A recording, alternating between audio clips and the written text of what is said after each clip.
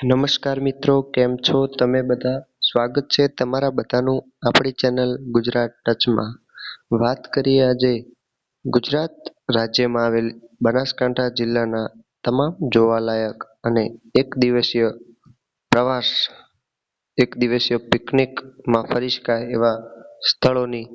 તો સૌ પ્રથમ વાત કરીએ બનાસકાંઠામાં આવેલ એક ધાર્મિક અને એક પ્રખ્યાત શક્તિપીઠ એટલે કે અંબાજી. આ એક પ્રખ્યાત શક્તિપીઠ છે જે દાંતા તાલુકામાં આવેલું છે.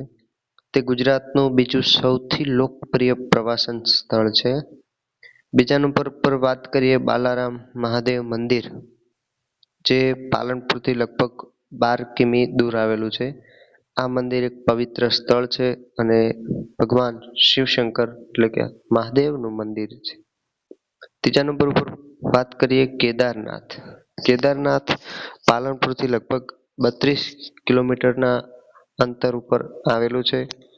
આ મંદિર એક ધાર્મિક સ્થળ છે જ્યાં પણ હર હર મહાદેવ એટલે કે શિવશંકર ભગવાનનું મંદિર છે. પછી વાત કરીએ જેસોર, જે એક અભયારણ્ય છે. આ અભયારણ્ય સ્લોથ રીંછ માટે પ્રખ્યાત છે અને ટ્રેકિંગ માટે પણ જાણીતું છે, જે બનાસકાંઠામાં આવેલું છે, જ્યાં તમને રીંછ જોવા મળે છે. પછી વાત કરીએ બાલારામ પેલેસ એટલે કે એક મહેલ, જ્યાં કેટલાય ફિલ્મનું પણ શૂટિંગ કરવામાં આવ્યું છે અને સારામાં સારો મહેલ કહી શકાય બનાસકાંઠાનો, જે પાલનપુરમાં આવેલો છે. નિયો ક્લાસિકલ અને બરોક શૈલીનું સ્થાપત્ય ધરાવે છે. પછી વાત કરીએ કુંભારિયા જૈન મંદિર. આ મંદિરો સોલંકી કાળના છે અને જૈન ધર્મના અનુયાયીઓ માટે મહત્વપૂર્ણ છે, જે બનાસકાંઠામાં આવેલા છે. પછી વાત કરીએ નડાબેટ એટલે કે નળેશ્વરી માતાનું મંદિર, વાવ તાલુકામાં આવેલું છે. આ મંદિર એક પવિત્ર સ્થળ છે તેમજ નડાબેટ પાકિસ્તાન બોર્ડર, નડાબેટની અંદર આ માતાનું મંદિર અને એક પાકિસ્તાન અને ભારત વચ્ચેની બોર્ડર પણ ત્યાં જોવા મળે છે અને આપણા ભારતના સૈનિકો પણ ત્યાં આપણને જોવા મળે છે, જે આપણને આખી બોર્ડરની મુસાફરી કરાવે છે.